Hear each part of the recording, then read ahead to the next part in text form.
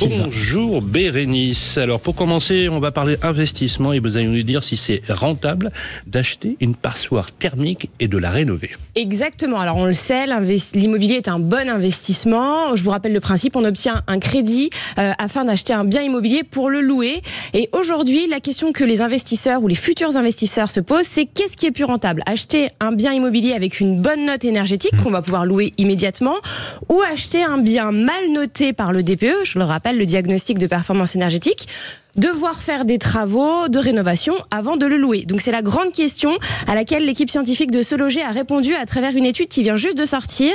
Et les résultats sont très clairs. Investir dans une passoire thermique pour la rénover dans le cadre d'un investissement locatif est plus rentable dans 27% des grandes villes françaises qu'acheter donc un bien équivalent mieux noté qui ne nécessite pas de travaux. La raison, pourquoi, vous allez me dire ? Eh bien parce qu'un logement mal noté par le DPE entraîne une décote de son prix à l'achat, décote qui peut faire baisser le prix du mètre carré de 800 € dans certaines métropoles. Alors ok, ça a le mérite d'être clair, mais quelles sont les villes où c'est le plus rentable ? Alors clairement, les villes où l'opération est la plus rapidement rentable, c'est 7 des plus grandes 11 villes de France. Donc c'est Bordeaux, Lille, Lyon, Marseille, Nantes, Nice et Rennes. Et je vous donne un exemple pour que ça vous parle. Donc par exemple à Lille, un logement de 45 mètres carrés vaut en moyenne 158 500 € s'il a un DPE D, donc s'il est bien noté, et il vaut 122 000 € avec un DPE F ou G. Donc vous voyez, c'est 36 500 € d'économie pour l'acheteur. Ainsi donc la simple étiquette, la différence d'étiquette, ça fait baisser le prix. Alors évidemment, faut pas oublier le coût des travaux pour l'opération.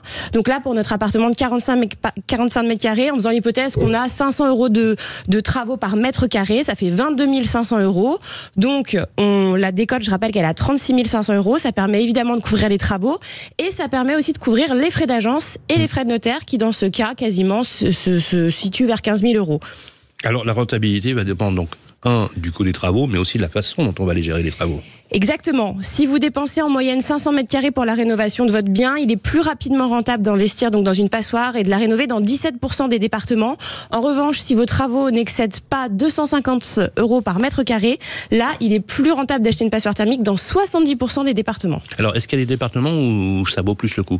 Oui, alors il y a quelques départements, par exemple en Allier, dans l'Allier, en Haute-Loire ou dans le Lot, l'opération est quasiment tout de suite rentable. Il faut moins d'1 an. Il faut compter 1 an pour le Jura ou le Lot-et-Garonne et aussi en Lozère. En revanche, dans quelques départements où les prix sont très très élevés, même quand il y a des mauvaises notes avec le DPE, même pour les passoires, là, vaut mieux se tourner vers des biens avec un bon DPE, par exemple le Val d'Oise. La meilleure opération, voilà, il faut acheter un bien C, D ou E pour que ce soit rentable. En 3 ans, donc, on peut estimer l'amortissement. Lundi, on va être le 1er juillet. Oui, déjà, ça passe vite.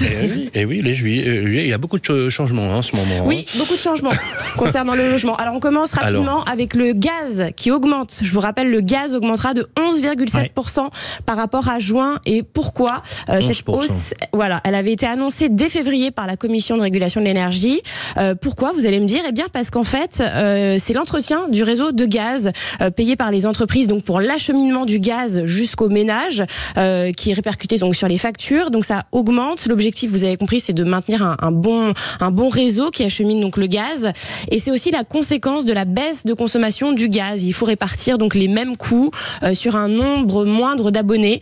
Et du coup, selon le médiateur de l'énergie, cette hausse va concerner environ 10 millions d'abonnés résidentiels. Autre changement. Alors autre changement, effectivement, sur les aides de l'État. Et ça change plutôt pas mal. Oui, MaPrimeRénov', l'aide pour la rénovation énergétique évolue aussi. Donc si vous êtes propriétaire d'un logement mal noté, on en parlait, F ou G, avec le diagnostic de performance énergétique, vous ne pourrez plus bénéficier de MaPrimeRénov' si vous faites qu'un seul type de travaux. Par exemple, changer le chauffage. Il faudra faire une rénovation qu'on appelle maintenant d'ampleur, une rénovation globale. Il faudra faire au moins 2 types de travaux d'isolation. Par exemple, les combles, la toiture, le remplacement du système de chauffage et la pose du VMC. Et puis, les travaux devront vous permettre de sauter au moins 2 étiquettes énergétiques. Et enfin, dernier changement rapidement, le mode de calcul justement du DPE, du diagnostic de performance énergétique, on en avait parlé, va évoluer à partir de lundi pour les petites surfaces de moins de 40 mètres carrés. Il était temps. Merci Bérénice.